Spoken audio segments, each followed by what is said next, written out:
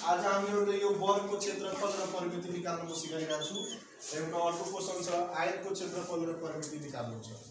अब जस्तै यो वर्गको क्षेत्रफल भनेको यो एउटा वर्ग भयो ए बी सी डी एउटा वर्ग भयो र वर्गमा के हुन्छ चारवटै भुजा बराबर हुन्छ। एउटा भुजा कति दिएछ बीसी को 5 सेन्टिमिटर छ। र वर्गको लम्बाई कति छ यहाँ 5 मिटर छ। वर्गको क्षेत्रफल निकाल्नु छ। वर्गको क्षेत्रफल निकाल्नु छ। अर्को एउटा क्वेशनले भनेको छ वर्गको परिमिति पनि निकाल्न भनेको छ। वर्गको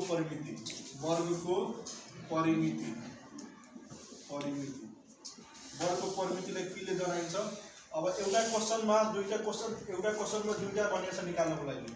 एउटा वर्गको क्षेत्रफल एउटा वर्गको परिमिति। वर्गको लम्बाई कति छ 5 सेन्टिमिटर, चौडाई पनि 5 हुन्छ। यसको वर्गको चारवटा भुजा के हुन्छ बराबर हुन्छ। अब यसमा आउँछ सूत्रबाट वर्गको क्षेत्रफल A = L स्क्वायर भइहाल्छ। L स्क्वायर भनेको L गुणा L। एउटा लम्बाई कति छ 5 छ। 5 × 5 गर्छ भने 25 मिटरमा छ भने मिटर स्क्वायर एन्सर भयो। वर्गको क्षेत्रफल यसरी निस्किन्छ। अरु कति छ वर्गको परिमिति। दोस्रो क्वेशन छ वर्गको परिमिति। वर्गको परिमिति P = 4L हुन्छ। 4 भयो L कति छ लम्बाई यसको पनि लम्बाई 5 दिएको छ। 5 × 5 यो 20 मिटर भयो। 4 5 = 20 हुन्छ। यो एन्सर भयो। फेरि यहाँ कसरी बुझ्ने एउटा चित्र दिएको छ। यो चित्र वर्गको चित्र हो। यसको लम्बाई कति छ 5 मिटर छ र यसको वर्गको क्षेत्रफल निकाल्नु छ र वर्गको परिमिति निकाल्नु छ। र वर्गको क्षेत्रफलको फर्मुला हुन्छ L स्क्वायर। L स्क्वायर भनेको L गुणा L 5 × 5 5 × 25 मिटर स्क्वायर भइहाल्यो। अर्को छ वर्गको परिमिति। वर्गको परिमितिमा के हुन्छ 4L हुन्छ। वर्गको परिमितिमा 4L हुन्छ भने 4 को 4 फर्मुलाको हामी 5 भनेको L भनेको 5 छ। 4 5 = 20।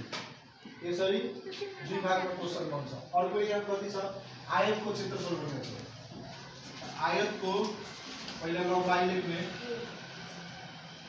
आयतको लम्बाई कति छ अर्को लेख्ने आयतको चौडाई।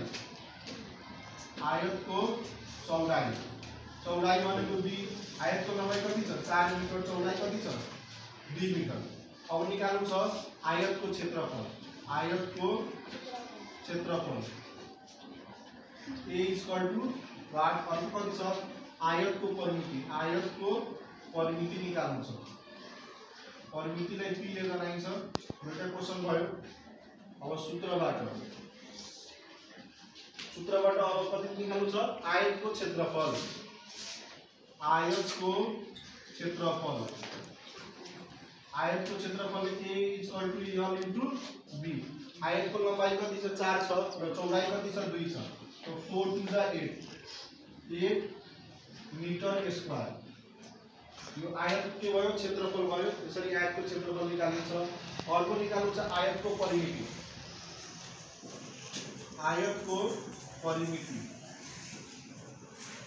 P = 2 × L + B हुन्छ फर्मुला। 2 को 2 भयो। L कति छ 4, B कति छ 2। 2 × 4 = 6, 4 × 2 = 6, 6 = 12 मिटर एन्सर। फेरि बुझ्ने यो आयतको क्षेत्रफलमा के हुन्छ भने आयतको एउटा लम्बाई हुन्छ त्यसमा 4 मिटर छ, चौडाई कति छ 2 मिटर छ।